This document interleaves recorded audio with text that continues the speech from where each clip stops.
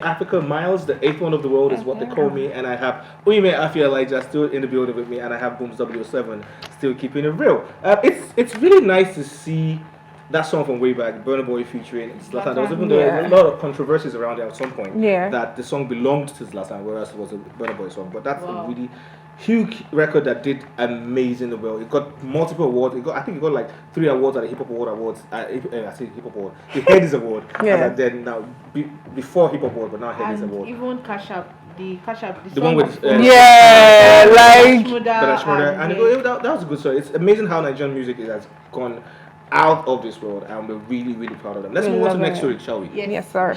All right. This one is about Burna Boy, right? We just talked about him, but he's in the news, and he's not in the news for the best of reasons this time around.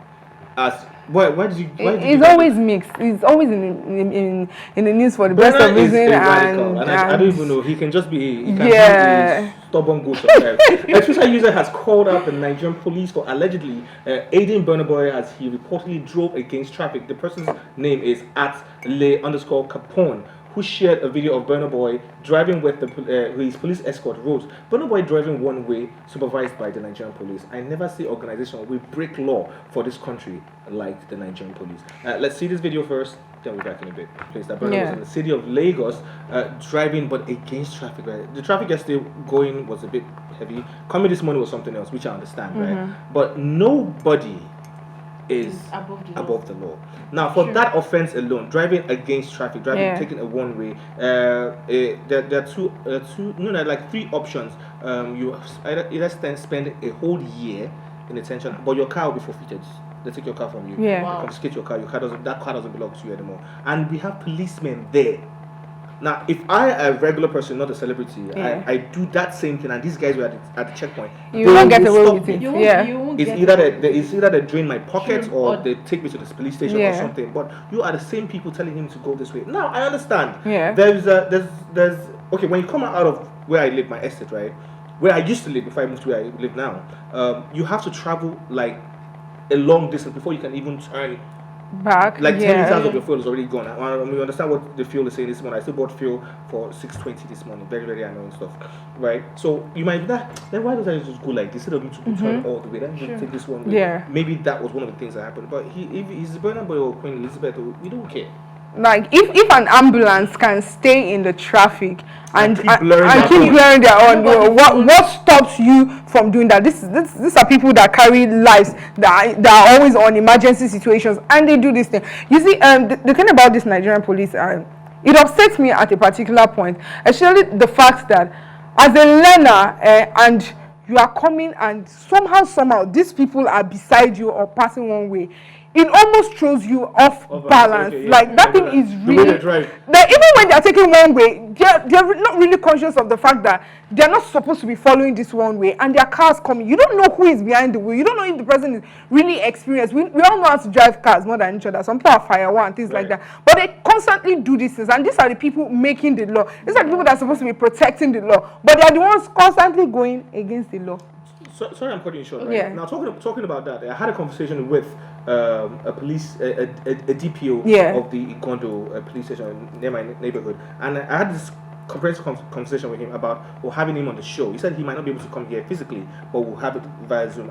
We should ask him. He should be on the show on Thursday or Friday. We should ask him these questions, like, okay, so what happens to these people and your people, even the people in the uniform, when they drive one way, and they're blurring their horns. There's this new thing they hold. It's not even a baton. It's one new rubber thing that they hit your car. It's very annoying. So we're gonna ask him such questions when we have him on Thursday or Friday, and let's hear what he has to say. But you were saying something, sorry. Okay, I wanted to say that it's so unfortunate to see that this kind of thing is still like ongoing in this country, because I don't see why if it's a regular, like a normal citizen, I don't know whether what's normal citizen or not.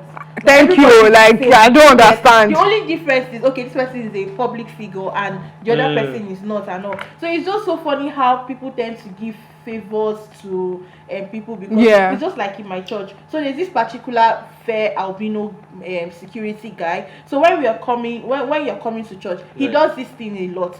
a lot of cars are lining up at the back, but you're trying to. I don't know Have if some it's special people. You get. I don't know if it's because of the tips they give you or something, but Yeah. you see him and you're causing traffic. And also, he did this last Sunday, and also I don't know. I think it's general, not just in This also reminds me of a situation I was in recently. Yeah. I think it was Oshodi Road. I was going to turn to head towards my neighborhood, and the light was on, I think 2 or 3, and I still passed regardless. And by the time I turned, I just saw all these officials come. Oh, turn.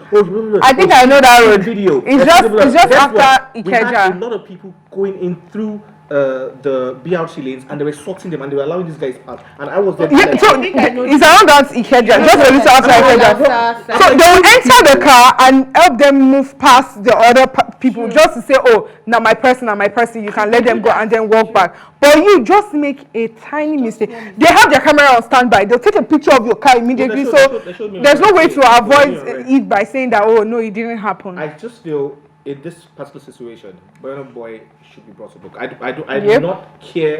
I'm a fan. I'm a huge Yeah. fan of Burna, but I don't think anybody is above the law. Yeah. Nobody's above the law. That Yeah. was wrong. And it I didn't don't even care. seem like There an was no- emergency. there was no It emergency. didn't seem like somebody was passing out beside him. He felt like after Burna And Boy, and they were aiding him, so they should call them to book, right?